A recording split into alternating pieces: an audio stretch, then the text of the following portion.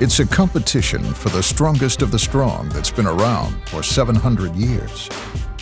On this day, two teams with competitors from the U.S. and Scotland will compete in one of the most hallowed and rich traditions in the world. The athletes will need proper form, brute strength, and extreme endurance to make it to the end in this all-day event. These are no ordinary games. These are the Scottish Highland Games. Scottish Highland Games, one of the oldest athletic competitions worldwide. The game as a whole is a really big celebration of your Scottish heritage. It's a team competition, one of the few in the Highland Games circuit that's we take 5 of the best northern athletes, amateur, and 5 of the best southern amateurs, and it's scored on a team basis. The points are divided up. In this games, the highest score is going to be the winner. So if you win an event out of 14 guys, you're going to get 14 points. And as a team, your team's points in each event are going to be added up. And so the team with the most points at the end of the day will be the winner. Ceres is a little village in the Kingdom of Fife in Scotland, and in 1314 Ceres sent some of its men into battle to fight for King Robert the Bruce against the English.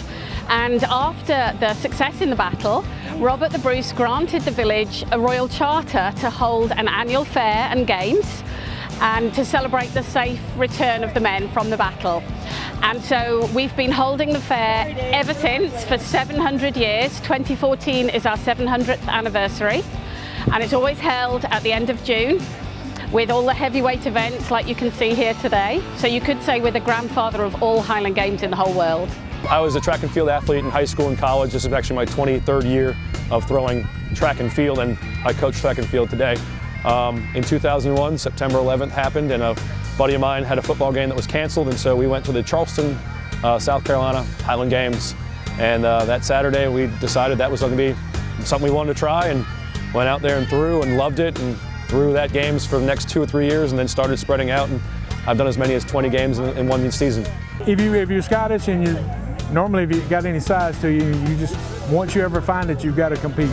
And once you ever compete the first time, you've got to compete after that every chance you get. It's a uniquely Scottish event which we've exported worldwide, but the best athletes in the world, I have to say, are still the Scottish athletes. No disrespect to your American athletes. And now let's meet the competitors on the North and South teams.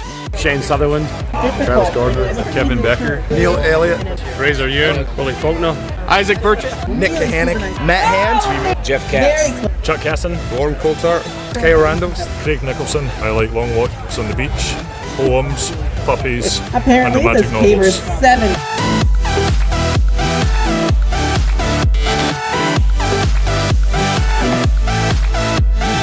The first event is the 16-pound stone throw. Competitors must throw the stone from the release area with one hand while the stone touches the neck, similar to shot put style. The world record, Nick actually holds it at 63, 3 3/4, something like that. So he did it last year, and farthest anyone's ever thrown a stone that weighs 16-ish pounds. So pretty cool stuff.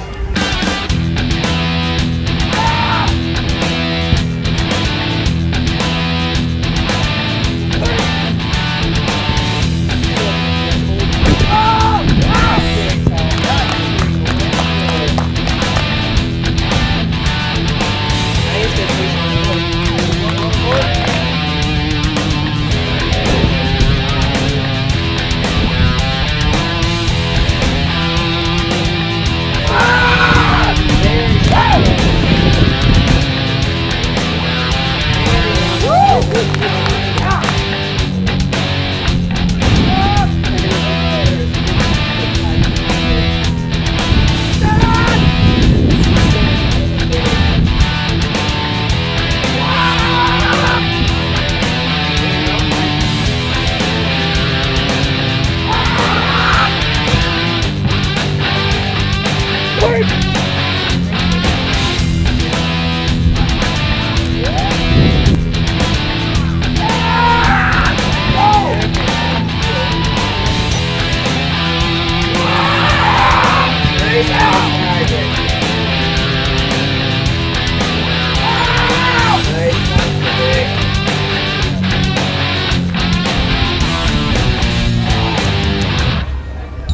Nick Kahanik, captain of the North team, takes the win in the first event of the day and helps propel the North into the early lead. The most important thing is the team did well. We took first, second, third, and fourth, I believe.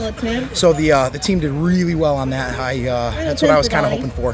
When you have a strong event, you got to show up. So I feel like the North team did that. The second event is the 56-pound throw. Players must grab the weight, spin twice, and throw the weight as far as they can, while keeping at least 1 foot in the release area. Kind of a wild card event because it's a 56-pound weight, and you spin with it 2 times, and anything can happen. I've seen the best in the world fall on their face, and I've seen guys who I thought would never even touch it or lift it up throw farther than me. So it's definitely a wild card event.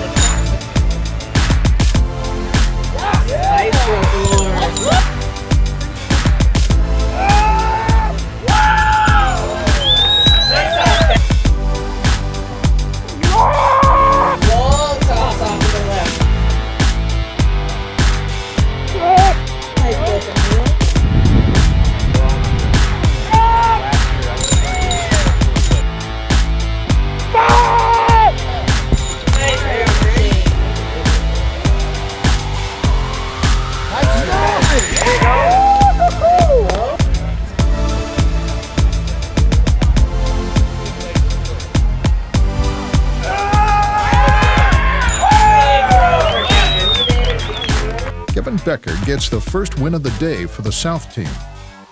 Form, strength, technique, it's something where you got to be strong enough to throw because it's 56 pounds, but if you don't have the technique down, it's going to throw you all over the place. So it's a tough event.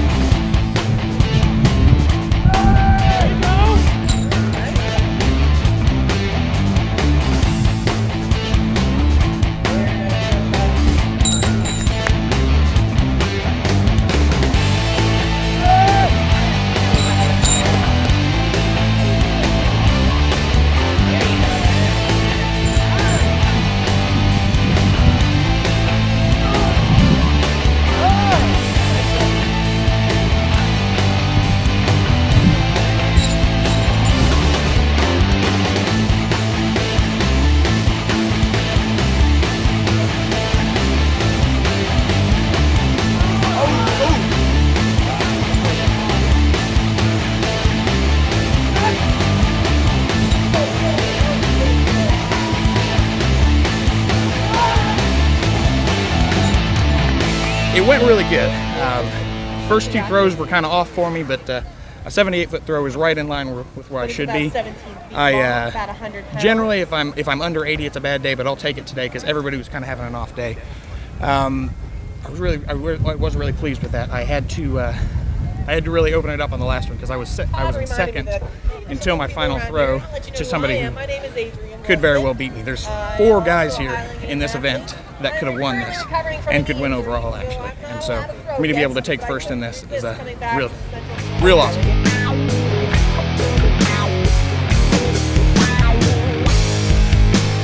So what we're about to do is the 22-pound Scottish hammer. What you're going to do is you stay anchored to the ground in a stationary position and wind the hammer around your head as fast as you can, and then release it into the field. This event, you cannot move. If your feet move, that's a foul.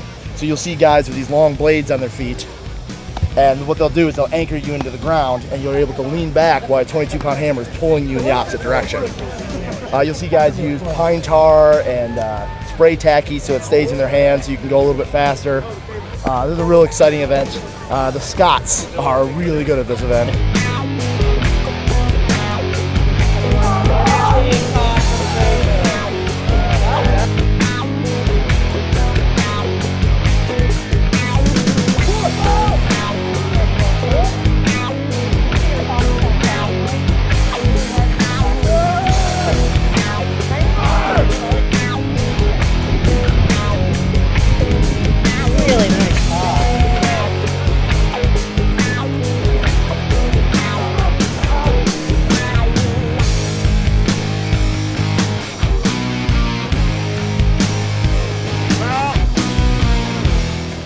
If we measure from like 6 feet back where the trig was, that was a good throw.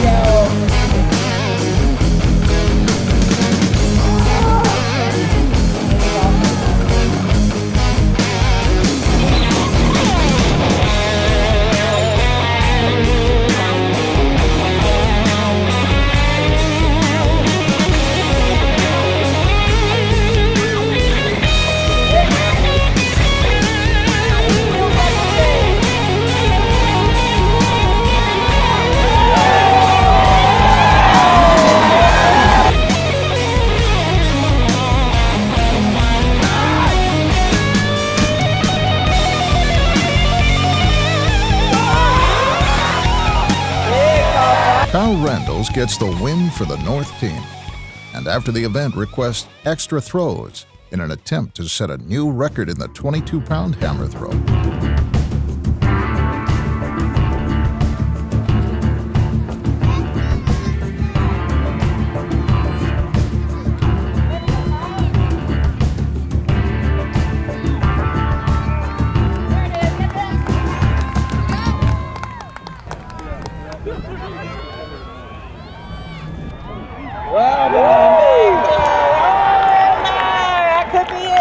Randalls sets a new field record for the 22-pound throw with a throw of 105 feet and 1 1/4 inch. The interesting thing about what he just did is in the heavyweight for distance, he actually tweaked his trap. So he has a bad right shoulder right now, and he still broke both the records. Like, this isn't some shmup game that, you know, records get broken all the time. I think last year we had the best 3 amateurs in the world here, and only 1 record got broken, and it wasn't even by one of those guys. So to break 2 records back to back like that is pretty incredible. So I bet he's loving his trip to America, huh? A little more points than we expected to in the stone and the 56, but we kind of had some issues in the lightweight and the heavy hammer. We didn't perform to what we're capable of, but there's still our half of the day left, which is the caber, 56 for height and sheath. I think we're going to make up some big ground in those events. We were the heavy favorites coming in, and they've really stepped up to the plate. They've really impressed us, and when we open a door, they're kind of walking through it at this point. You know, the top 3 guys from the North team were guys who we knew would be really good in the first half of the day, and were pretty inconsistent for most of the second half of their day. And so I picked guys who were consistent in the second half with the guys who can really, turn into any cabers, and guys who are really capable of going 16 plus and 56 for height, and consistent 30 plus sheath tossers. So that's what we went with. My personal favourite is, of course, the caber toss. One of Scotland's most plentiful resources is trees, so a good way of keeping fit if you don't have any other gym equipment is to chop down a tree and toss it over your shoulder. And so that's what the boys do here today.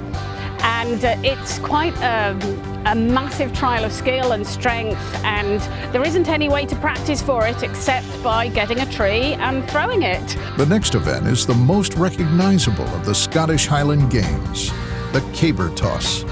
The competitors must pick up the caber and attempt to flip the caber end over end, falling away from the tosser.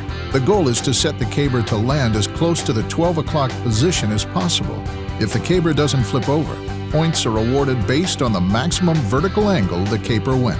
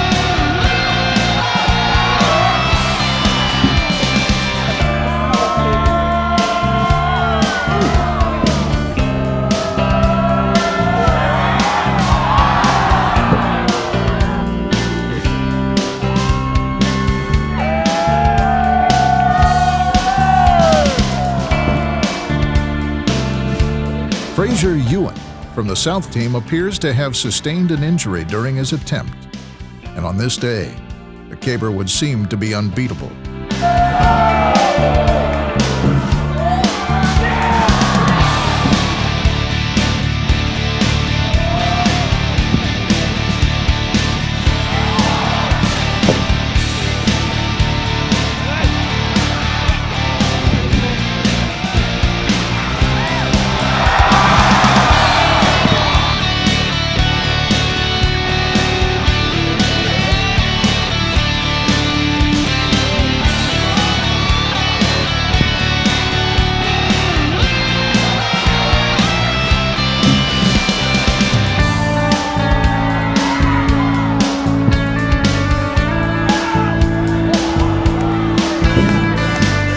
After many tried, and many failed, Travis Gardner would take his shot at flipping the caber.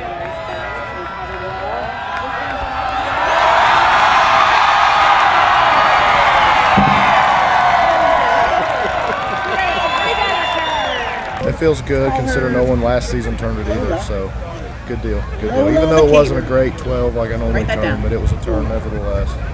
Gardner would be the only one to flip the caber, but unfortunately the games would have to continue with one less competitor. So the last attempt there, running along, I don't know if my foot went down in one of the potholes in the field, but I felt a pop in the teardrop on my left calf, so I don't know if I tore something or pulled something, but that's the end of my competition, unfortunately. At this point, this has been a long day. A lot of people are getting tired. We had one guy that just blew out a calf muscle. He's done for the day. One of the Scottish guys. We got a couple guys that, one guy's got a strained trapezoid muscle. Myself, one of my biggest problems is I tear holes out of the middle of my hand. Even with a glove, I tore a callus off. Right now I got it super glued, so it quit bleeding. I can't quite straighten it out all the way. So I'm just trying to get through the last couple of events without re-tearing any holes. We got the Chief coming up, and this one's not so rough on my hand. This is one of my better events. This event is why I'm here for Team North. So hopefully I can represent well and take a shot at Isaac, who is the world record holder at this venue last year. So see what happens. The sheaf toss is the next event in these games. Each player must use a pitchfork to throw a burlap bag stuffed with straw over a bar. Each player gets 3 attempts to get over the bar. After all the competitors make their throws, all successful competitors move on to the next height until only one competitor is left.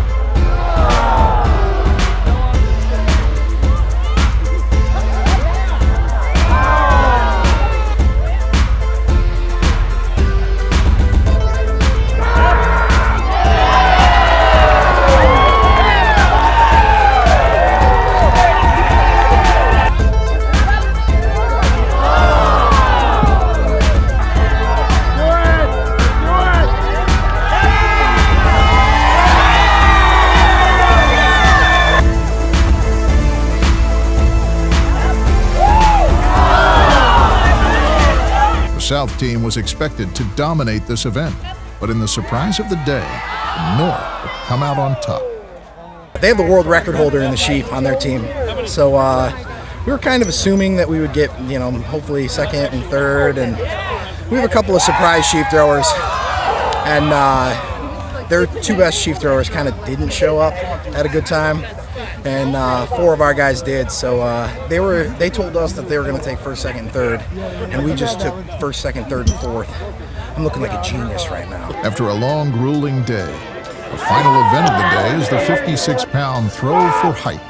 This event will determine who comes out victorious between the North and the South.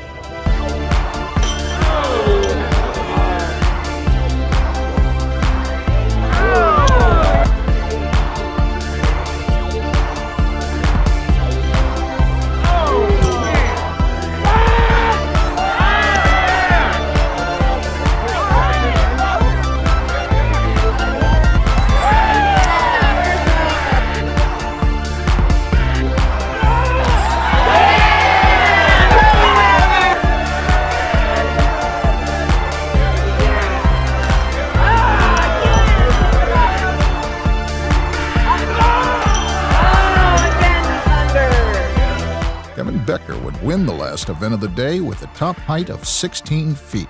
It went fabulous. I mean, I tied my PR, won the competition, and getting dark out here, getting cold, it was good to get it in, get it done. After all the events are complete, the North would come out on top with a final score of 394 to 337. The plan going in for today was these guys would loose stop everyone out here in all the other events, and I would come in and help bury them in the stones and then basically win the sheaf. That was the plan coming in. It didn't work out that way, but we did bury them in the stones, and we buried them in the sheaf too. Yeah, so I was winning sheaf up until the last height, but it didn't matter because my boy Jeff won sheaf and we took the other 2 spots, so it didn't matter. Amen. 1, 2, 3 after May, we're all declaring pro. Yeah. So we won't be able to come to a competition like this anymore. We'll go to the paid competitions. I can promise you I will win the beer chugging contest, and that's the only event I care about. Many Celtic beverages will be in. Yeah. Amen.